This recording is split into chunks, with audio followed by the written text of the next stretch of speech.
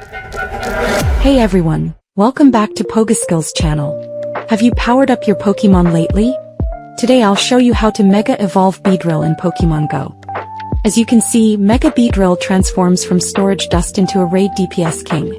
Its Mega Evolution features a more imposing design and massively boosted attack, though its defense and stamina remain low, making it perfect for quick damage output. Plus, it boosts the attack of all Poison-type and Bug-type Pokemon on your team. In battles, Mega Beedrill shines against Grass-type and Fairy-type opponents. So, how do you Mega Evolve Beedrill? Simply put, you need a Beedrill and enough Mega Energy. Earn Mega Energy by winning Mega Beedrill raid battles, completing specific research tasks, or walking with your buddy Beedrill. You get 5 energy per kilometer walked.